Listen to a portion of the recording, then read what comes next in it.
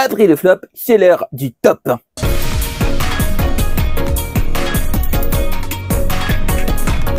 Graouh les gens, vous allez bien? C'est Legoshi et Legoshi. On se retrouve aujourd'hui pour la vidéo des nouveautés de 2024 que j'ai le plus apprécié. Alors, j'ai voulu faire un top 5. J'ai pas réussi, j'ai fait un top 10. Voilà. Et encore, j'ai galéré à faire le top 10. Il y a plein de trucs que, quand j'y repense maintenant, je me suis dit, mais pourquoi je ne l'ai pas mis? Eh ben, tant pis, trop tard. Voilà. C'était super dur. Il y a eu plein de nouveautés extrêmement intéressantes. Un chat qui se gratte et qui fait gros lot, c'est pas grave. Voilà. Hein. Du coup, eh ben, on va passer au top. Alors, il y aura une section en plus sur les rééditions. Parce qu'en fait, j'ai compté en nouveautés que les nouveautés, du coup, qui ont commencé vraiment avec un tome 1 inédit cette année. Du coup, les rééditions seront dans une section réédition à la fin de la vidéo. Et il n'y a pas d'ordre précis dans le top 10. Voilà, c'est un top 10, mais il y en a 10. Mais il n'y a pas d'ordre de précision. Voilà, c'est en vrac. On commence du coup avec Drkle. Hashtag Drkle. DRCL. C'est mieux. En plus, techniquement, c'est hashtag DRCL Midnight Children. Parce que du coup, il y a un sous-titre. On va dire DRCL hein, pour des manières, pas pour des raisons, j'ai la flemme. Du coup, DRCL, ça a commencé cette année. C'est un manga de Shinichi Sakamoto, qui est entre autres l'auteur de Innocent, de plein de trucs. Innocent Rouge, du coup. Ah, si, parce que ça suit Innocent. Il a fait l'un, il fait l'autre. C'est logique. Bref, du coup, c'est sorti chez Kyonon. Il y a actuellement 3 tomes en cours en France. Il y a 5 tomes en cours au Japon. Et c'est une réécriture de le conte Frankenstein. Dracula. DRCL, c'est pour Dracula. C'est pas pour des radis cuits sur la longueur. Donc DRCL, c'est un manga que j'ai apprécié énormément. Déjà, ça sort du lot esthétiquement. Les dessins de Shinichi Sakamoto sont juste dingues. Ils sont incroyables. Ils sont d'une beauté folle. Et clairement, DRCL, c'est pour moi une des plus grosses claques graphiques que je me suis pris de l'année. Je me suis pris un aller-retour Paris, Tokyo, Nice, Marseille, Madrid. Plus qu'un aller-retour là. Et c'est un manga qui, du coup, réécrit le mythe de Dracula à sa sauce. Clairement, il prend juste la base et il en fait un peu ce qu'il veut.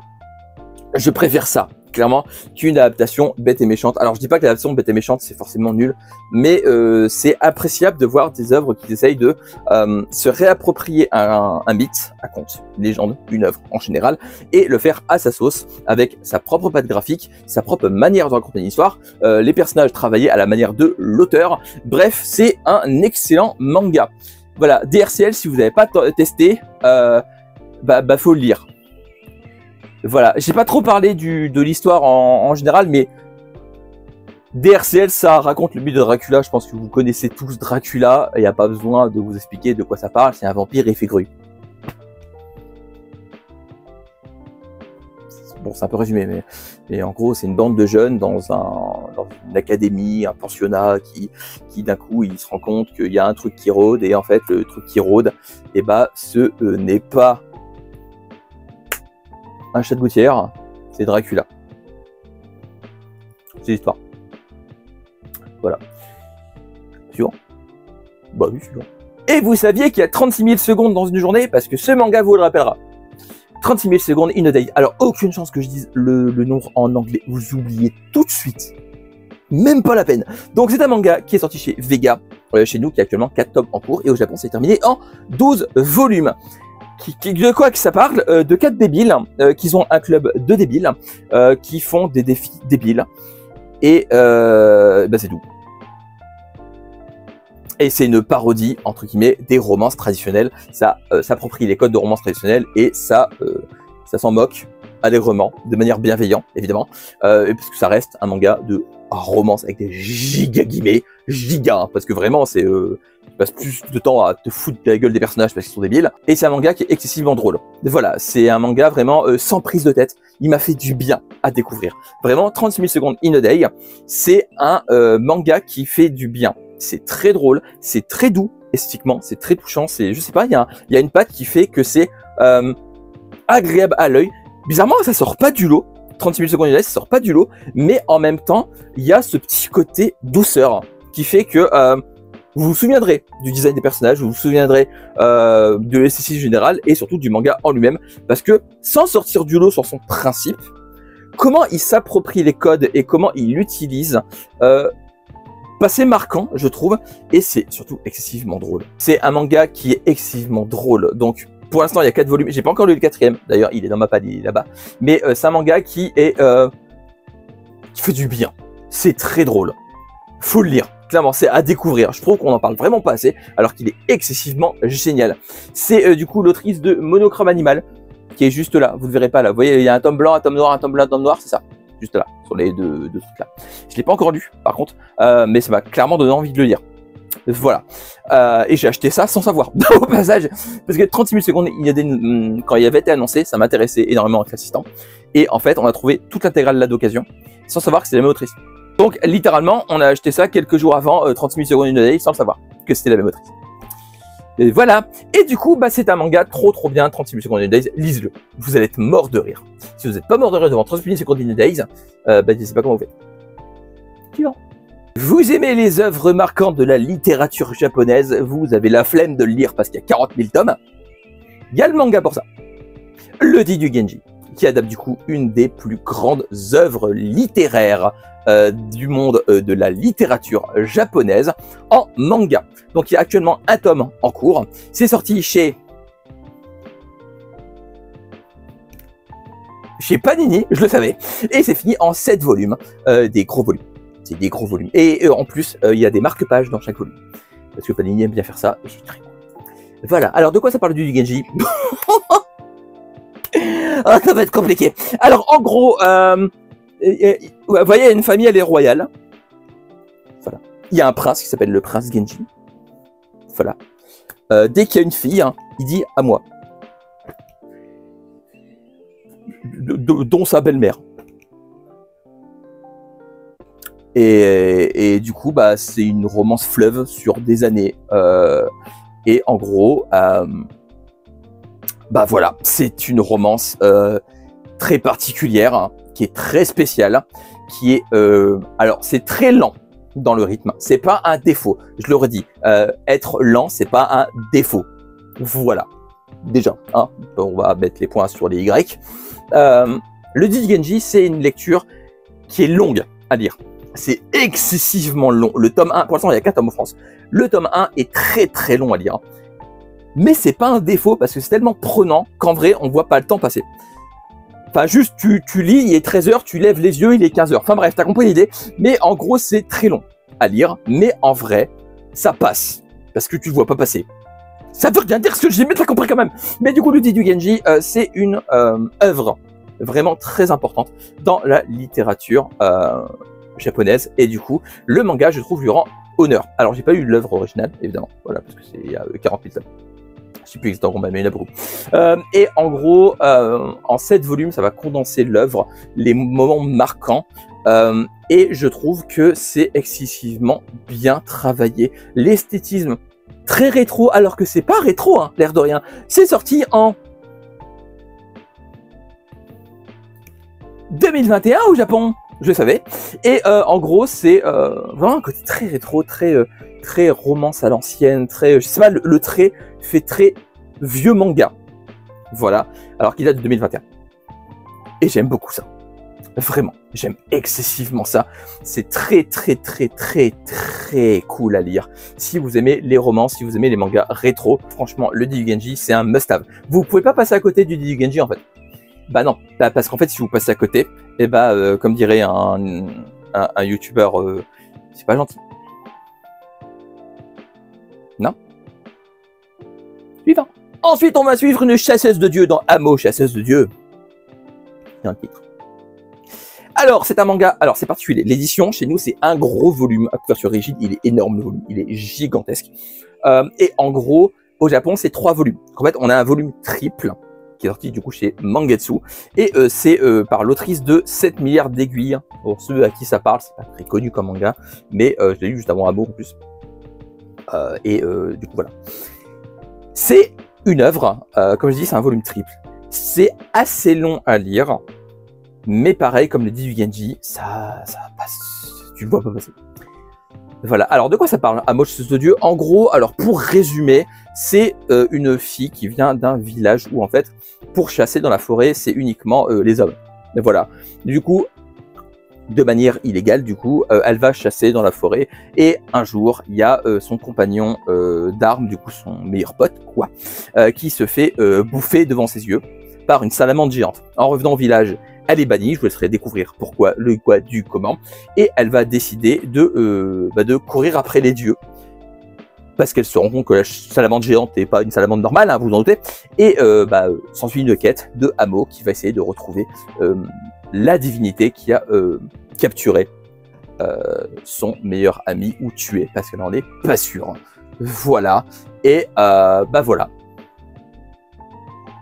C'est déjà pas mal hein, comme histoire, l'air de rien. Bah, tu me dis ça, moi j'ai envie d'acheter direct. Hein. Bah, je l'ai fait.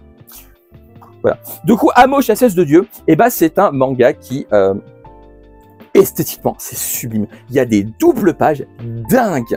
Des doubles pages, des pages pleines, même des mini-cases qui sont très détaillées. C'est excessivement magnifique. Alors, j'ai bien aimé cette milliard d'aiguilles, hein, mais franchement, Amo, on est à un level, mais largement au-dessus.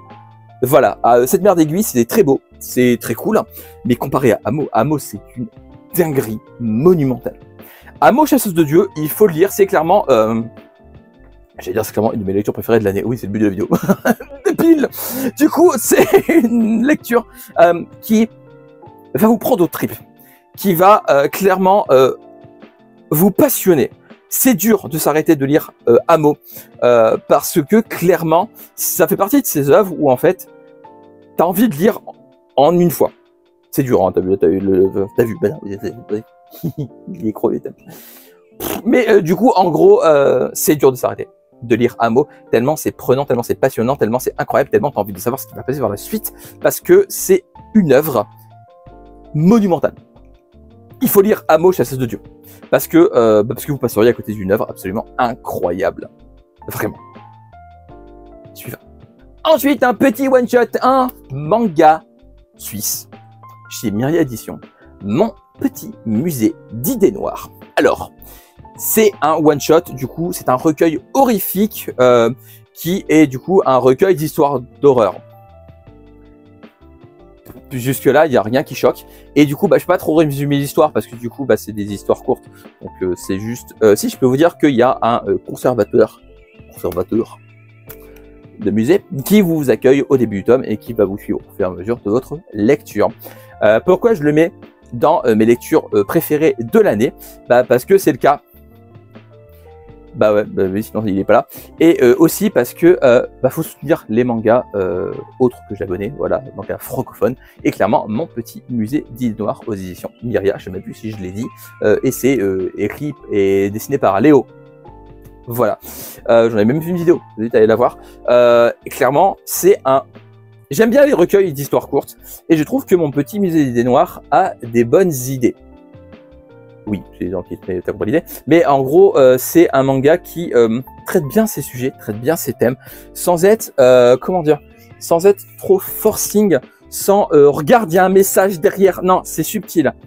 C'est assez subtil et j'aime beaucoup comment c'est fait et travaillé. En plus, esthétiquement, je pense que c'est un des mangas francophones les plus beaux que j'ai vu de ma life. Clairement, je vais être honnête comme ça. Faut lire ce one shot. Il est passé. J'ai tapé dans le microphone, j'ai passé ce temps. Il est passé un peu inaperçu et je trouve ça vraiment dommage parce que c'est un super manga. Il faut le lire. Lisez Mon petit musée des noirs. Si vous le trouvez pas en magasin, parce que c'est un petit manga, je suis pas sûr que les librairies en aient commandé 40 000 exemplaires. Même pas du tout, malheureusement.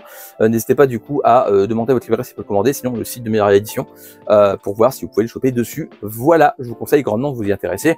Je t'ai fait une vidéo dessus, je vous invite à aller la voir. Comme ça, je ne vais pas trop m'étaler dessus et c'est la place un peu pour les autres. Allez voir ma vidéo sur Mon petit musée des noirs parce que c'est vraiment un excellent manga. J'aime pas dire manfra, je sais que c'est non, il y a un terme manfra, mais je trouve que ça sonne comme une barque de gaufre. Tu veux une manfra pour goûter? Du Nutella sur ton manfra. Suivant. Et t'aimes bien les œuvres cultes au Japon et qu'ils arrivent chez nous 800 ans après tout le monde? Shibima no Ko-chan. Shibuya Loko-chan, c'est un manga du coup qui a le premier tome chez nous pour l'instant, chez Mangetsu, et c'est fini en 18 volumes au Japon. C'est un manga culte au Japon que je connaissais vite fait de loin, de visu. C'est un peu comme Crayon Shinchan, je connais un peu de loin. D'ailleurs, il arrive l'année prochaine chez nous. Voilà. J'en parlerai plus tard dans une autre vidéo.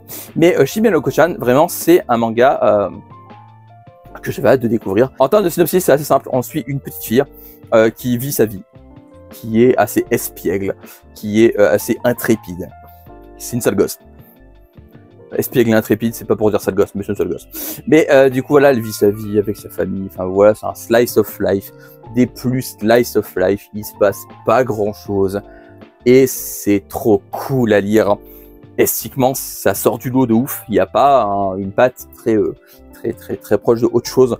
Shibuya Loko-chan, c'est un manga qui, je trouve, a sa patte, a son style. En fait, c'est un slice of life à l'ancienne, débile, un peu loufoque, beaucoup loufoque, très drôle surtout, et aussi profondément attachant et touchant, parce qu'en fait, c'est une lecture, pareil, comme beaucoup de lectures que je présente ici, c'est une lecture qui fait du bien.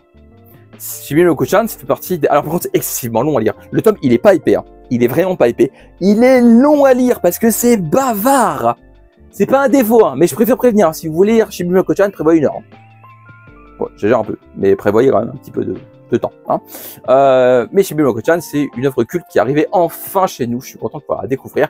Et vraiment, c'est une œuvre qu'il faut absolument lire. C'est une œuvre culte. Les œuvres cultes, comme ça, il faudrait vraiment que ce soit lu par le plus grand nombre. Vraiment. Shibuya Loko-chan, c'est une œuvre qui, je trouve, mérite votre attention parce que c'est une œuvre qui est absolument dingue. Voilà, faut le lire. C'est un des meilleurs slice of life dans son genre que j'ai lu. Ce serait bête de passer à côté. Voilà. En plus, vous allez la faire pleurer, la pauvre. C'est pas gentil. Faut la soutenir. Voilà. Parce que... Suivant. Vous aimez les ninjas, vous aimez Senseiya. Ça n'a rien à voir entre les deux, mais un peu quand même. Voici Kojiro du clan Fuma. Alors, Kojiro du clan Fuma, c'est un manga de l'auteur de Senseiya, justement. Et c'est un manga qui... Alors, je dirais pas que c'est un bout de trottoir, hein. Un bout de parpaing. Voilà, le tome il fait plus de 600 pages, même plus, je crois, il est gigantesque, énorme. Et du coup, c'est un manga qui va finir en 3 volumes, 3 énormes volumes. Alors, Kojiro du clan Fuma, c'est assez simple. Encore une fois, on y suit un ninja du nom de Kojiro qui vient du clan Fuma. Jusque là, vous l'avez deviné par vous-même. Il n'y a rien de compliqué. Et en gros. Il y aura un lycée qui va demander de l'aide au clan Fuma parce qu'il y a un autre lycée qui vient leur chercher des embrouilles.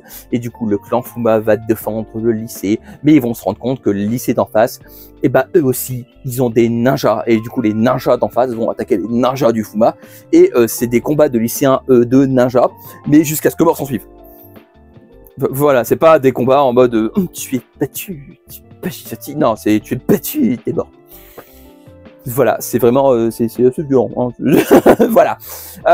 Alors, si vous aimez Senseiya, vous allez kiffer Kojiro du clan Fuma. Si vous aimez pas Senseiya, vous allez kiffer Kojiro du clan Fuma. C'est un manga à l'ancienne, vraiment un manga de baston à l'ancienne avec des techniques, hein, et puis ils auraient plein la vue avec des pleines pages juste absolument incroyables à découvrir. Esthétiquement, c'est très beau. J'aime beaucoup Kojiro du clan Fuma pour ce qu'il apporte, pour ce qu'il propose. C'est pas excessivement original, mais il le fait très bien. Et en plus, Naban, parce que c'est Naban, je sais même plus si je l'ai dit, Naban ont fait le choix de proposer dans les entre-chapitres, enfin dans les pages de garde, les pages de prépublication. Voilà, donc avec les annotations, genre le manga qui a un succès phénoménal, le manga avec les ninjas, voilà, bref, vous avez compris l'idée. Mais en gros, il y a les pages de garde avec les annotations du Shonen Jump de l'époque, parce que c'est un Shonen Jump, pas de bêtises. Si je dis une bêtise, le mois du futur va vous me corriger. Voilà. Mais voilà, donc c'est un manga qui propose des bonnes choses avec une édition de qualité, avec une édition spéciale pour le premier tome, je sais plus si c'est encore disponible, avec une jaquette réversible par Jérôme Alquier, si je dis pas de bêtises, je crois que c'est ça. Donc qui a fait les bandes Disney Senseiya qui sortent chez Kana. Voilà. Et chez Kana, peut-être pas. Si? Non, Glénat. Kana. Je sais plus. Bref. Kana. Et du coup, c'est un manga qu'il faut lire absolument. Voilà, c'est pour moi, si vous aimez la baston, les ninjas, tout ça, du coup, si vous aimez en gros les œuvres assez rétro dans l'âme, Kojiro du Clan Fuma est fait pour vous. Clairement, il faut lire Kojiro du Clan Fuma parce que vous aurez le temps de vous passer. Ah oui, c'est un budget, oui. Le tome 1 est à 32 balles. Chaque tome sera à 32 balles. Mais je rappelle que c'est des tomes gigantesques. Ils sont énormes. Voilà, ils valent leur prix. Clairement, ils valent leur prix. Si vous voyez sur un site Amazon, tout ça, Fnac, si vous voulez commander en ligne, et vous voyez 32 balles et que vous avez peur, parce que vous avez vu 32, ça fait comme ça, ben faut pas avoir peur. Parce qu'il vaut son prix. Suivant. Et tu joues à Marvel Rivals et tu kiffes jouer Jeff, le petit requin tout choupi. Il y a un manga sur lui. Presque. Le petit requin. Ça n'a rien à voir avec Marvel, hein, du coup vous aurez compris, c'est juste parce que c'est un requin. Voilà. Donc c'est un manga qui est sorti chez Le Renard Doré, donc Rue de Sèvres. Donc il y a 2 tomes en cours pour l'instant en France et 4 tomes en cours au Japon. C'est un manga de style Kodomo, donc pour jeunes, voilà, des livres jeunesse, voilà, tout en couleur et sans aucun texte ou presque. Parce que c'est un manga pour toute la famille, pour tout le monde, et je voulais absolument vous le caser celui-là. Parce que clairement, c'est beaucoup trop mignon. Alors, si vous voulez une dose de mignonitude, lui là, oh lui là, la mignonitude. Ah la mignonitude. Ah qu'est-ce que c'est chaud pépou.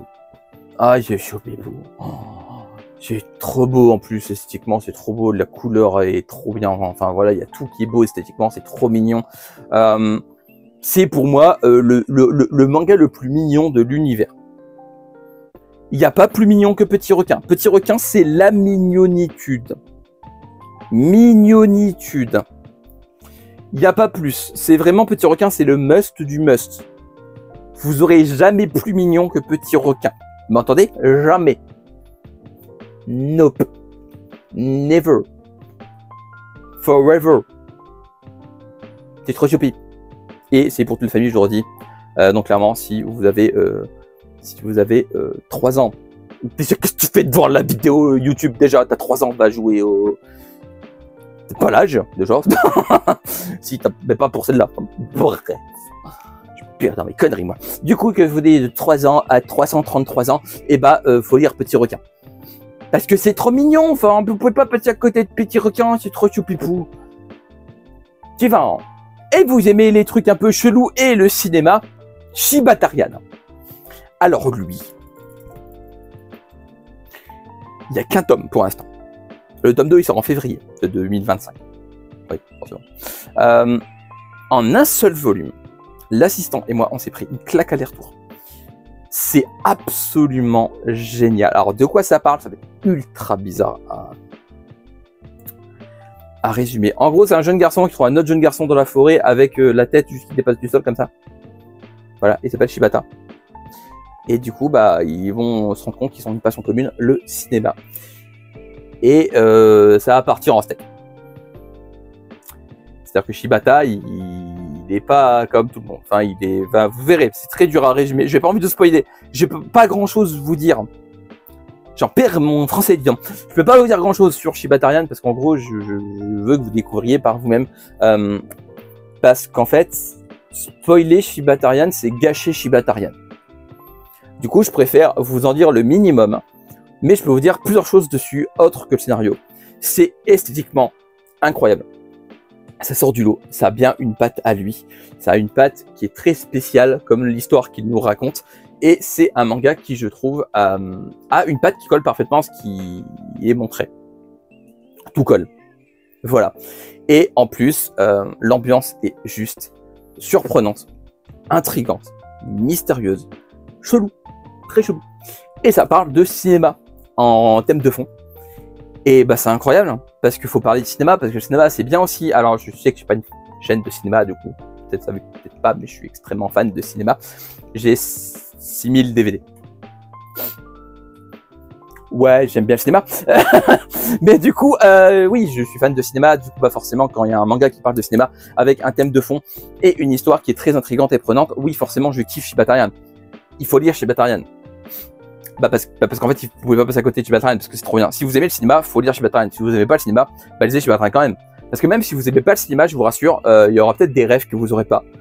Des rêves sur des films, enfin bref, c'est pas dérangeant, c'est juste des rêves, ça gâche en rien l'histoire. Mais vraiment, c'est un manga qui tire son épingle du jeu, qui sort du lot, qui est vraiment...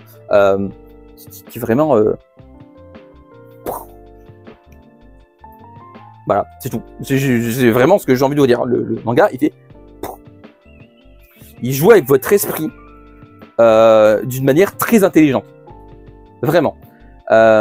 Vous vous demandez parfois même ce que vous êtes en train de lire. D'une manière positive. Hein, pas de manière... c'est quoi? C'est chelou, dis donc. Si, vous allez vous dire ça. Mais pas d'une manière péjorative. Voilà. Et clairement, Shibatarian, c'est à lire, absolument. Donc il n'y a qu'un tome pour l'instant, donc il n'y a pas grand-chose à rattraper. Hein, il y a un volume. Lisez Shibatarian. La couverture est dingue en plus. J'ai pas dit plus grave la couverture, mais la couverture est très intrigante. Lisez Shibatarian. Voilà. Suivant. J'ai même pas fait exprès, dis donc, mais les deux derniers parlent de cinéma. Shibatarian juste avant et dans la peau de Miwa. Et ouais, j'aime bien le cinéma. Enfin, on aime bien, l'assistant aime bien le cinéma aussi. Parce que quand je dis que j'ai suivi le DVD, hein, vous savez bien que les films, je les regarde pas tout seul. Bah non, il y a le chien. Il y a le chien, effectivement, Toutou, il regarde des films. C'est un film d'horreur. Les films d'horreur, il regarde pas des films. Oh, mais c'est pas le sujet, bref. Du coup, dans la peau de Miwa, c'est un manga qui a actuellement 3 tomes en cours en France, 11 tomes en cours au Japon, et c'est sorti chez Kurokawa, et ça parle de Cinoche. Mais pas que. En gros, dans la peau de Miwa, c'est une femme qui cherche un emploi, et qui s'appelle Miwa. Et du coup, elle est fan d'un acteur, parce qu'elle est fan de cinéma, et un acteur qu'elle idolâtre, vraiment. Et un jour, elle assiste à un accident, et en fait, elle se rend compte que c'est la femme qui va être embauchée comme femme de ménage chez l'acteur en question. Et cette femme, coïncidence, s'appelle également Miwa. Du coup, bah, la Miwa, fan idolâtre de l'acteur, va prendre sa place. C'est le pitch de départ, du coup, de Dans la peau de Miwa. Donc c'est Miwa qui prend la place de Miwa, d'où Dans la peau de Miwa. Voilà. Alors, il y a 3 volumes, comme j'ai dit. Ça passe à une vitesse. Oh, ça passe à une vitesse, t'as envie d'avoir la suite. Et t'as pas la suite. C'est long d'attendre la suite. Dans la peau de Miwa, c'est un manga, du coup, qui parle de l'amour, avec un grand A, pour le cinéma, pour son métier, de respect envers le cinéma. Il y a des pages qui, moi, m'ont beaucoup parlé, à l'assistant aussi. Si vous êtes fan de cinéma, pour moi, c'est le meilleur manga. Avec Ocean Rush. Mais c'est pas le même point de vue. Voilà. Ocean Rush, c'est pour la technique de faire le cinéma. Dans la peau du Miwa, c'est l'amour de regarder le cinéma et le respect qu'on éprouve en regardant des films. Donc Ocean Rush, pour moi, Ocean Rush et Dans la peau du Miwa se complètent très bien. Voilà. Et du coup, Dans la peau du Miwa, c'est excessivement prenant. Si vous êtes fan de cinéma, vous allez être aux anges. Clairement. Si vous n'êtes pas fan de cinéma, vous allez peut-être passer à côté d'énormément de rêves. Peut-être que vous allez vous-même penser comme les gens que Miwa n'aime pas. Voilà, parce que les fans de cinéma ont souvent un avis très tranché sur des choses, des trucs, des bidules, enfin bref. Et en vrai, je trouve que Dans la peau de Miwa montre un respect et un amour pour le cinéma comme je n'ai jamais vu dans aucun manga. De ce point de vue-là, évidemment, parce qu'il y a Ocean Rush, mais comme je l'ai dit avant, c'est pas le même point de vue. Voilà. Et vraiment, Dans la peau de Miwa, déjà, Miwa est un personnage excessivement attachant, excessivement touchante, qu'on a envie de suivre avec grand plaisir. Et elle a une relation avec l'acteur qui évolue au fur et à mesure des tomes. Déjà en 3 volumes, leur relation a bien évolué, hein, je trouve. C'est un manga qui prend son temps, mais pas trop, qui a un excellent rythme. Et je trouve que c'est un manga qui va excessivement vous plaire si vous êtes fan de cinéma. Si vous n'êtes pas fan de cinéma, au pire, vous allez vous retrouver avec un manga qui présente l'amour de l'art et peut-être qui va vous donner envie d'apprécier le cinéma. C'est un manga, pour moi, pour les deux publics. Si vous n'aimez pas le cinéma, vous allez peut-être plus l'apprécier avec Dans la peau du Miwa. Si vous êtes fan de cinéma, vous allez être aux anges, voir toutes les refs sur les dialogues, les posters en fond, les figurines, tout. Il y a excessivement de refs au cinéma dans la peau de Miwa. Dans la peau de Miwa, je ne peux pas dire autrement. Et vraiment, c'est un manga absolument dingue.